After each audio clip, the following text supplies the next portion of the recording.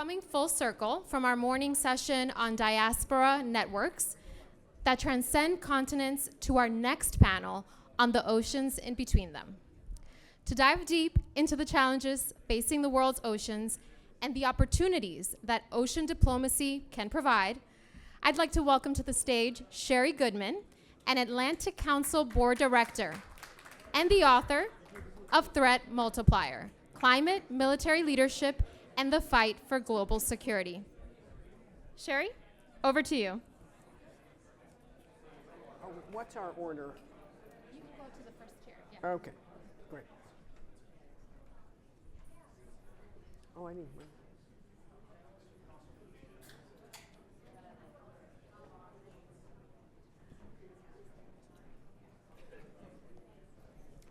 one. Mr. Ambassador. I'm well, how are you? Nice to see you.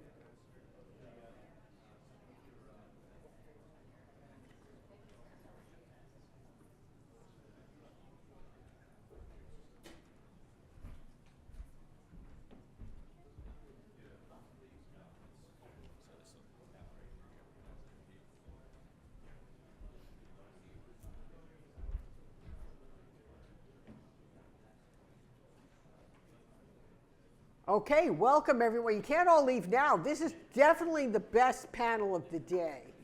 I mean, absolutely. I mean, I love Paula and Dave and Ambassador Rudd, but you know, we're going to do oceans here. And remember, 71% of the planet is oceans. And we know more about outer space than we know about the deep oceans. Except that maybe after this panel, some of us will know more, because we have a great group of experts. So I'm Sherry Goodman. I am a longtime serving board member at the Atlantic Council. I'm very privileged to be here. I am also the author of this recent book, Threat Multiplier, Climate, Military Leadership, and the Fight for Global Security. It does talk about oceans, and it's my story and the story of other military leaders from the Pentagon to the battlefield. And if you were at the dinner last night, you got a copy. And otherwise, you could buy a copy, or there might be a few more here if you're very lucky. Okay, I have many hats. I chair the International Military Council on Climate and Security. I'm also at the Wilson Center. But as Fred Kemp likes to say, my most important hat is on the board of the Atlantic Council. So I am very happy to be here today, especially because I love the oceans. I grew up by the oceans. I'm also on the board of the Woods Hole Oceanographic, and I used to run an organization called the Consortium for Ocean Leadership. So the title of our panel today, with a great group of panelists, is Our Ocean Future, Sustaining the World's Most Important Resource. And it absolutely is, because I just told you about the 71%. So this event is led by the Scowcroft Center for Strategy and Security, which has terrific leader Matt Kronig. And this event organized today by Peter Engelke, my friend and colleague for many years, which works to develop sustainable, nonpartisan strategies to address the most important security challenges facing the United States, its allies, and partners. So this forum embodies the mission of the Scowcroft Center and is pivotal to charting the global future. You can't chart a global future today without understanding the oceans. Because they play such an important role in our biosphere, housing for up to 1 million species, primary food source for over 3 billion people, driving global commerce, energy, recreation, scientific discovery, and, of course, climate change, okay? So we're going to hear today about the Partnership for Atlantic Cooperation. We have two great ambassadors and leaders to speak to us about that today. And conserving and sustainably using the ocean, seas, and marine resources is one of the UN Sustainable Development Goals, underscoring the importance of this conversation today. So first, we're joined by Dr. Austin Gallagher, who is a renowned marine biologist, a Nat Geo explorer. If I'm really lucky in my next life, maybe he'll take me diving with him. And he's founder and chief scientist of Beneath the Waves, a globally activated research institute renowned for their pioneering projects on ocean giants and climate change. Maybe we get to talk about tiger sharks, right? Maybe. Okay. And Jessye, Ambassador Jessye Lapenn, long-serving member of the Foreign Service and now the Senior Coordinator for Atlantic Cooperation at the State Department. She's worked with many people. We have many friends and colleagues in common. And she's also served as U.S. Ambassador to the African Union and U.S. Permanent Representative to the UN Economic Mission for Africa. Very great, deep experience. And next we have Owen Leahy. He is the Maritime Affairs Attaché for the Permanent Representation of Ireland to the European Union. And Owen represents Ireland in the Partnership for Atlantic Cooperation. Ireland has done more to map its ocean space than any country in the world. So they are really a great, important ocean resource partner, and I'm looking forward to hearing from Owen about that. And finally, we have Ben Bowie, a recognized expert in sustainable development and social risk management as the managing director of TMP Public, a UK-based nonprofit that focuses on human rights and climate issues. But what you should really know about Ben is he is at the forefront of a topic that came up in just this last panel on AI, which is how to improve our predictions about climate using ocean data and ocean models. So I want to get right to the subjects here. Climate change, pollution, overfishing are threatening our most important resource, and that's why we need to do so much more to both protect the oceans and be able to sustainably use it to support so many people. So I want to also thank Rock the Ocean, Beneath the Waves, and TMP for generously supporting this program. So first, Ambassador Lapenn, I know that you've been here, you had a ministerial with the Secretary of State and other foreign ministers, 42 countries, I believe, in all, in the Partnership for Atlantic Cooperation. Tell us what that is, why it matters, and what did you accomplish this week? Thanks so much, and thanks to everyone who's still with us. So the Partnership for Atlantic Cooperation is a really, I would say, I'm the inaugural coordinator of it, so if it sounds self-serving to say how exciting and innovative it is, just forgive me. The Secretary of State yesterday met with about 40 countries, most of them at ministerial level, at his counterparts, and they basically put the ocean at the center of our diplomacy. So instead of thinking about ourselves as continents, we thought about ourselves as Atlantic coastal neighbors. And it's a really innovative way, quite frankly, of thinking about the map, of thinking about a region. Even the language of an Atlantic region, I think, is something new. And so the Partnership for Atlantic Cooperation has pulled together what is now 42 countries, but quite frankly, and growing. It represents some 75% of the Atlantic coastline. And we began really a process of saying, what are our common interests? What do we all care about? Where do we think we can drive value when we come together as an Atlantic community? And so what began in some ways as a US idea has morphed over the last 2 years into a reality that is very much owned across the Atlantic and by other Atlantic states. It's got a really, I think, important aspect that's integrating across the North and South Atlantic. So as the US, we've got a lot of traditional relationships and structures that are transatlantic, but this is really a new language of pan-Atlantic that engages countries across Latin America, Caribbean, and Africa with North America and Europe to think about common Atlantic Ocean issues that I would say are basketed broadly across science, technology, economic development, and also environment. And the last comment I would make is that what's been, I think, really exciting for us is how resonant this idea has become. And the proof for me of that is in an UNGA week, which is sort of a mix of diplomatic speed dating, but also a very competitive diplomatic environment.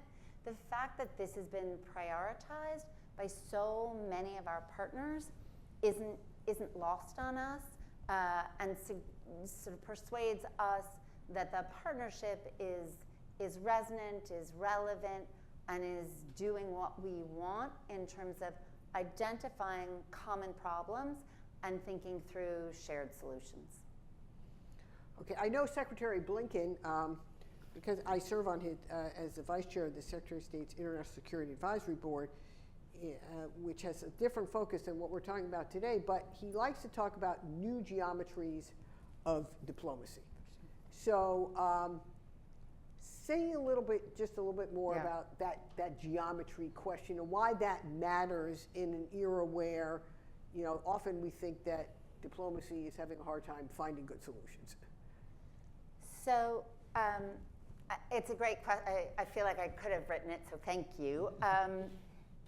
The concept, right, of the sort of variable geometry is that we need to pull together different combinations of countries for different kinds of problems. So you see that across U.S. engagement, from the sort of diplomatic response on fentanyl to thinking about the Quad, a whole series of variable geometry.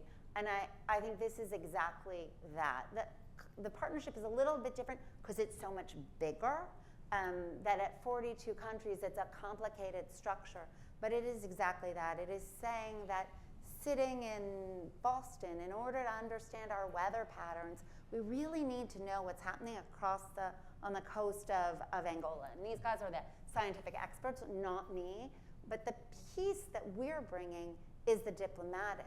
So that means we're sort of really building out a concept of blue diplomacy. How do we then put that into our conversation with Angola? How do we pull together the science and the diplomacy so that we understand what's happening on the coast and bring that to our larger effort? So for us, the variable diplomacy is really about the combination of countries.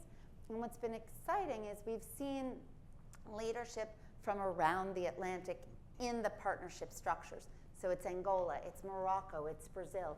It's a whole set of countries who are taking leadership roles within the partnership structure. Great. And Owen, tell us why Ireland is so activated in this space and why it matters and why Ireland has been such a leader in mapping its oceans. Thank you very much. So I suppose on behalf of the Government of Ireland, we're very pleased to be here, and thank you to our gracious hosts for hosting us today in this beautiful building, in this vibrant city, on this important week where oceans are on the menu. So for Ireland, geography is important to us. We're a small island on the leeward end of a large ocean. We're deeply affected by weather, by climate, pollution that happens in the Caribbean Sea could end up, for example, on our coasts. While we're a small island state, we're a large ocean state. Our waters are 7 times the size of our landmass. So what's important to us within this partnership is, as Jessye speaks, we're in some diplomatic areas, we're a small player, we're a small economy, we're a larger player in the ocean space. Seabed mapping in particular is one of the things I'd like to touch on a little later, but what attracted us to the partnership is the structure. Jessye spoke a little bit about the complications of how you pull 40 countries together. I think she's done a super job in simplifying it. So let's not look at the what we're cooperating on, let's just look at the how. So we developed a set of principles for how we cooperate. So we just kind of established the basic ground rules and then let the interested and engaged actors come together, find synergies, what are the problems we want to work on, and organically we grew to where the list of topics was actually too big. We had to prioritize within it. So we have a lot of interest in marine spatial planning. We have a lot of good news to share on that.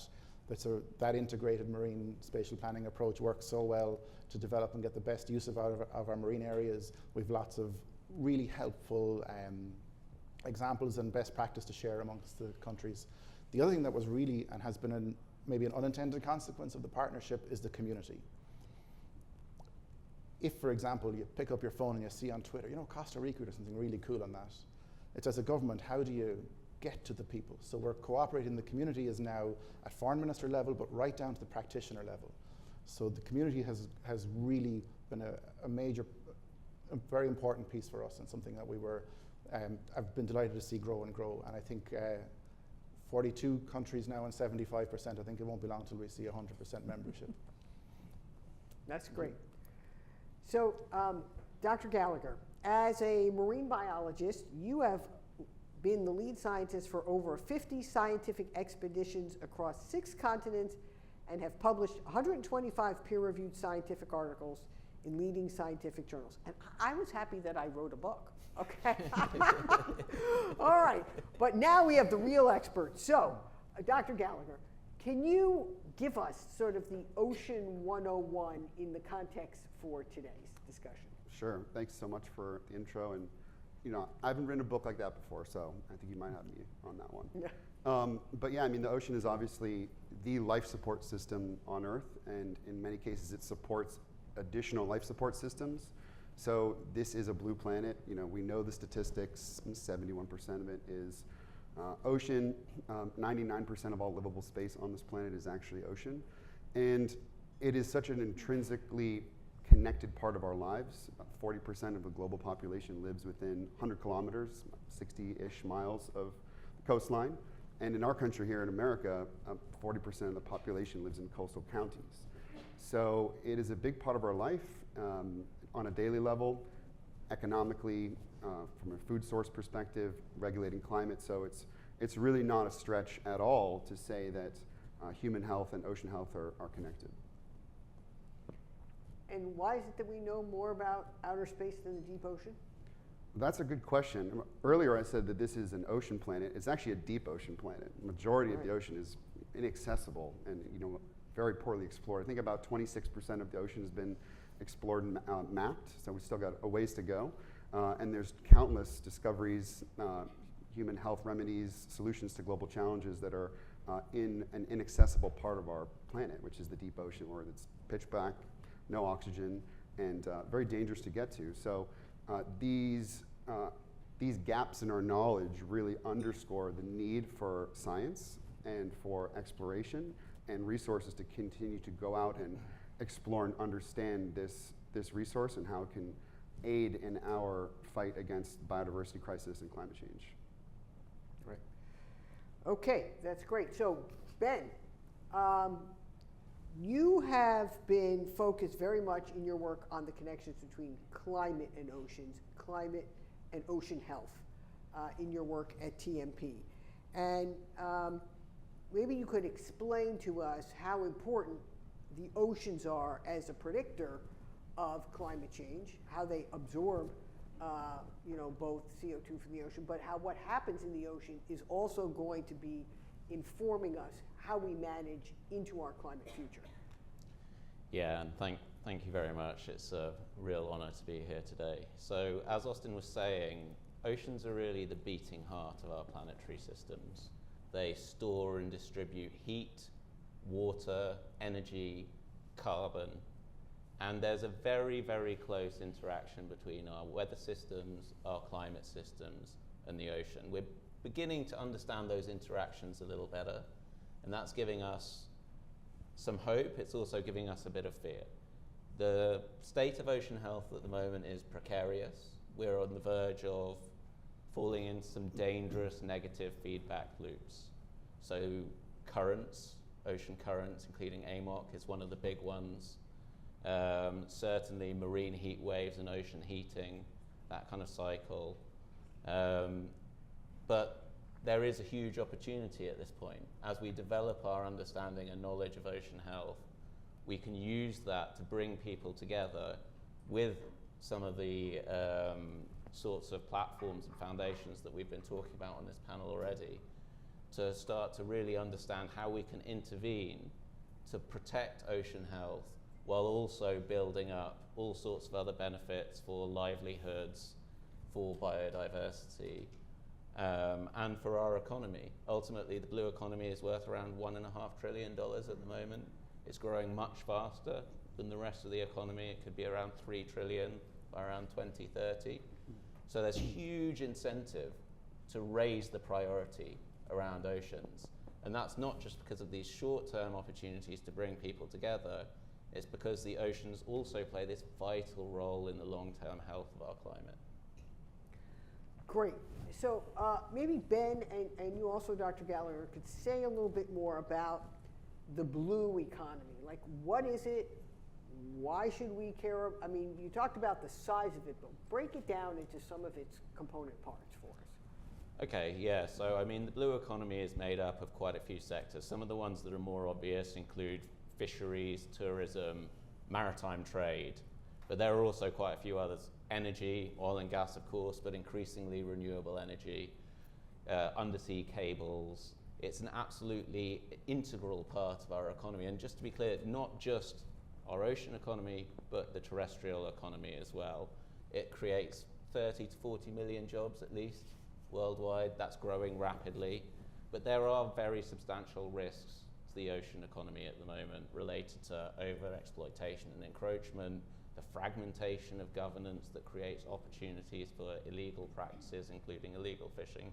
And that's why platforms like this are so important to close some of those gaps. So there are real opportunities to grow that blue economy, but that requires us to work together in a very closely coordinated fashion. And that's not something that we've been great at doing historically, but that's also why oceans provide a huge opportunity to show how this can be done. There are so many tragedy of the commons emerging now. Oceans can be a leader in that way, showing how we can come together and approach these issues in a positive way, in a win-win fashion.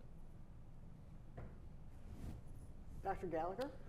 I would just add to that by saying that, with a lot of the science that's being done, cutting edge work around the world now on oceans, we're actually revealing hidden blue economies, and we're learning more about the natural capital that these systems hold. And this is, really quite exciting because these ecosystems, and that's the key word, systems, these things should not necessarily be managed as individual stocks or, habitats. Everything really does move in a very dynamic fashion. We're seeing that these can be leveraged solutions for economic resilience, job creation, and the more we learn, the more we actually, see the value. So that is an ongoing argument that we really just can't stop trying to create evidence for. So, Ambassador Owen, how do we continue to grow the economic opportunities of the blue economy and still do so sustainably and reduce climate risks? So my impression within the partnership has been really interesting, which is there is no longer a conversation about the environment or the economy. It's as if there is a broad understanding and appreciation that any economic gain at the expense of the economy is short-term, and it won't work. And so there is, it doesn't mean everybody is aligned, but I think there is a broad global alignment, certainly within the Atlantic Partnership. There's not been a debate on that issue. There really has been an understanding that it is both, it is and, not or.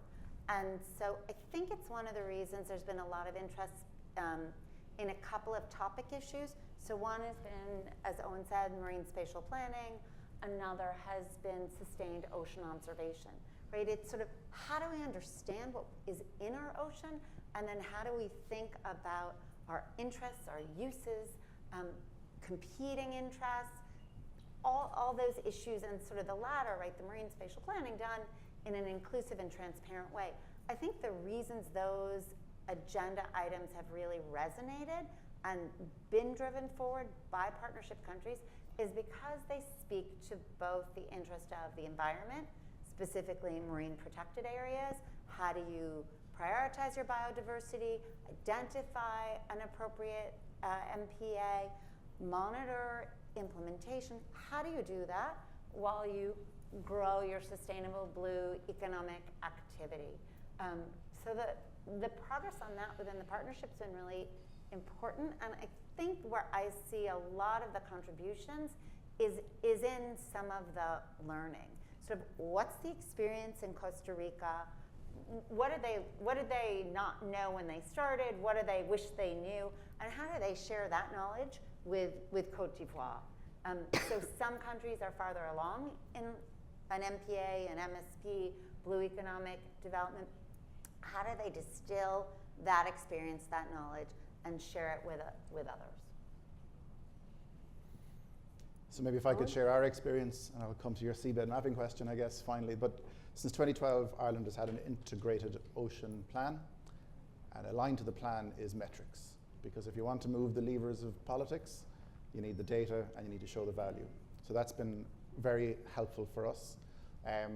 So 20 years ago, we set up a seabed mapping program for Ireland, partly because we had to, under SOLAS conventions and for other reasons like that, but we also figured, look, there's an opportunity, so let's do that.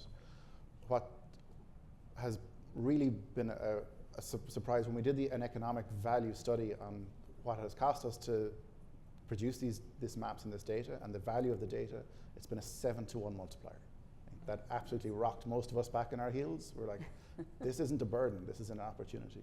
So one of the things Ireland is embarking on at the moment is, given our geography, there's quite a lot of wind in Ireland, we've quite a lot of space, we have a very ambitious offshore renewable energy program underway. So the data that we harvested through the mapping program is now incredibly valuable to how we figure out our marine spatial plans, where we're going to put these wind farms, and we have commitments from government to generate up to 30 gigawatts over the next 20 years of offshore renewable energy.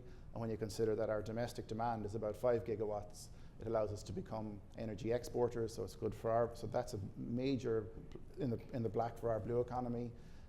It also really helps us decarbonize our society. So it is all interlinked. So what happens at sea benefits the economy ashore, and the key message I would say is the monitoring and the measuring of that then allows governments to make informed decisions to move these issues forward. Right. Well, we all know you can't manage what you don't measure. So that's the first step. Yeah. You're measuring it, and Ireland has been investing in it for a while. I know that in the US, the National Oceanographic and Atmospheric Administration does have ambitious plans to do marine spatial planning throughout the US, but a lot of it is still what we would call an unfunded requirement in certain places. So how do we use what you've all just said to motivate the other partner countries, including the US? And I would ask any of you to actually do this. If there's so much value to be gained economically and sustainability, and then also I assume marine spatial planning, like land use planning, for the oceans, you also want it to be what we would say in kind of NATO speak, you want it to be interoperable, right? You want everybody to be able to talk to each other with their data, right? So you have to have common systems. So maybe say how you expect those pieces to fit together, and what commitments are countries making to do this now?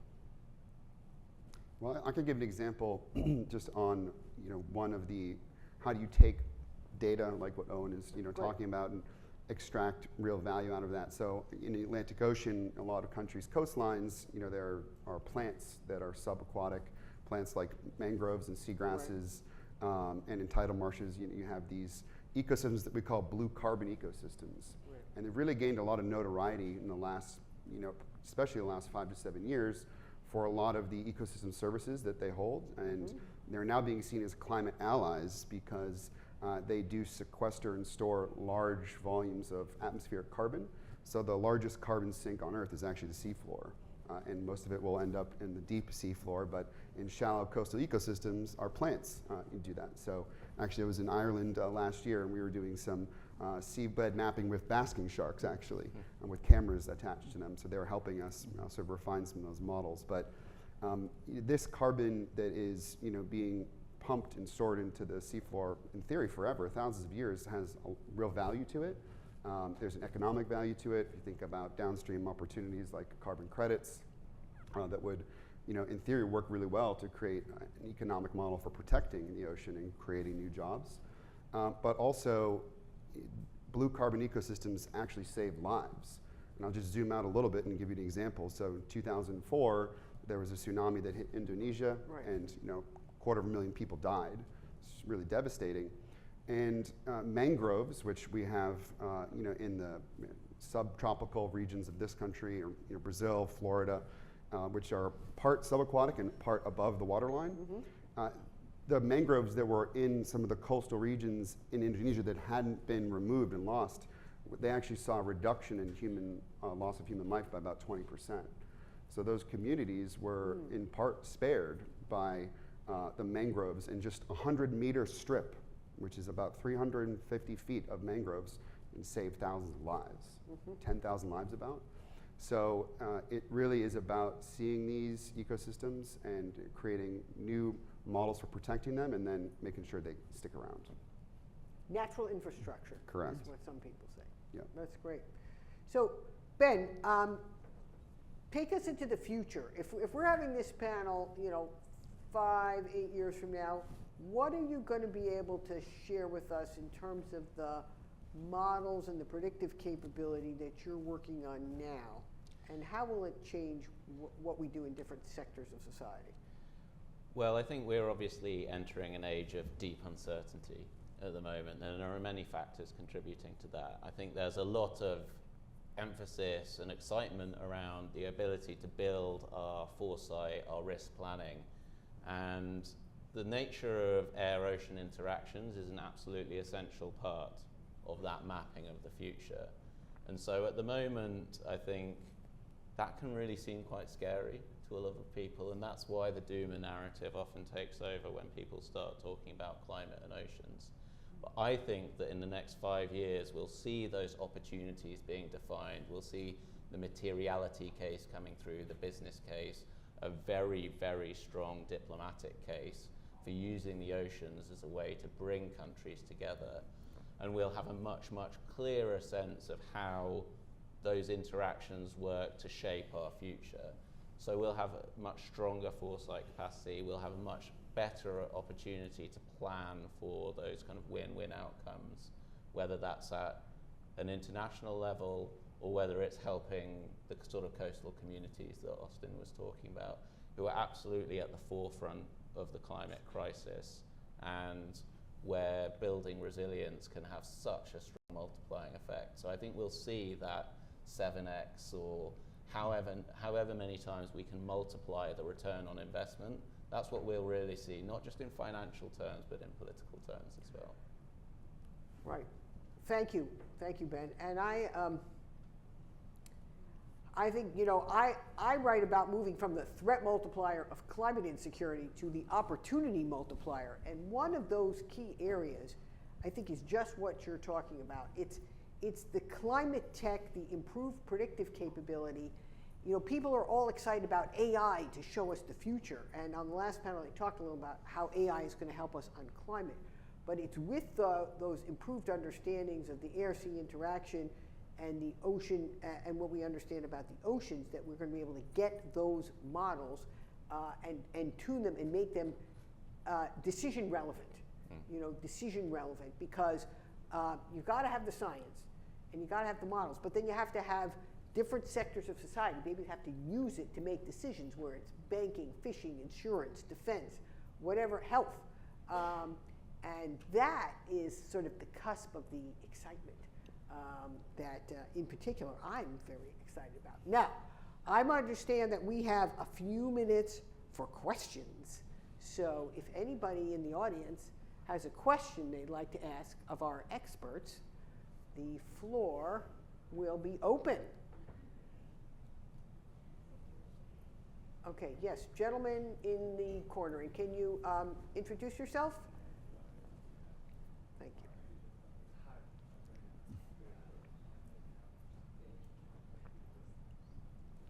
Hi, I'm Lapenn from Rice University's Baker Institute. More on the illegal networks of just ocean exploitation. What's the difference between a place that Ireland has well surveyed and there's patrolling, and places in Argentina that are very distant or very rich? What's the difference between the illegal activities that take place in the oceans, and how can we tackle them with the help of the United States and without the help of the United States? Thank you. Who wants to answer that question? That's sort of maritime domain awareness in the civilian sector, right? We gotta have the eyes on the ocean, right? How do we do that? So I can say that on the eyes on the ocean, we've been very much focused on understanding the ocean space. We're not using a securitized language, in part because it has been a more inclusive, more effective approach. But ultimately, it's for national governments to think through how are they going to take this information, whatever information it is that they want, that they have. What are they going to do with it? How are they going to organize it? How are they going to integrate it? Recognizing, as you were saying, Sherry, that there is an interoperability piece. And so, especially for countries with shorter coastlines, it's very important to be thinking at the outset, how are they going to cover their piece of the coastline and the next? And certainly we see that on a range of issues, but I would maybe add one to the list that you just gave on sort of all the activity spaces, and that would just be on food security. Yes. Because that's also an area where within the partnership we have been working, right? So there are the criminal activities you're talking about, but there's also understanding the ocean, understanding the relevance of climate for warming oceans and moving of fish populations. So I would add that one. Great. And could you say, or does anyone want to talk a little bit more about food security within this Atlantic partnership and how we're trying to manage that important fish and other resource in that space? So I'll offer one initial thought, which is even framing the conversation about the ocean and food security is new. It is not our general starting point in how we think and talk about food security. So I think that's been really useful for lots of coastal communities. It is the source of protein. The relevance for maternal and child health is significant, and so it gets at both nutrition and food security. So we, I would say, have sort of raised the focus in the first instance and have spent a number of months really building out a smaller committee within the partnership that is taking the issue forward. Yeah, I mean, I think that food security is also a great example of how you can build connections between the ocean space and the terrestrial space. It's remarkable the degree to which many of the food security agencies purely focus on major grains, staples, and the terrestrial food economy. And clearly, if we see a situation in which there is a major food security crisis in a country that has a large coastline and is dependent, then we can expect a very heavy burden then to fall on maritime resources in that place. And that's something that's starting to come together. It's another example of more joined up thinking.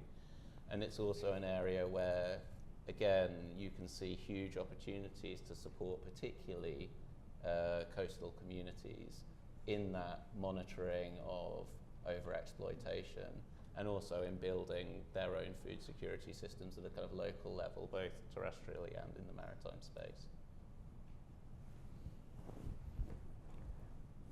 Let's see, maybe we have time for one more question. Okay, gentleman in the back.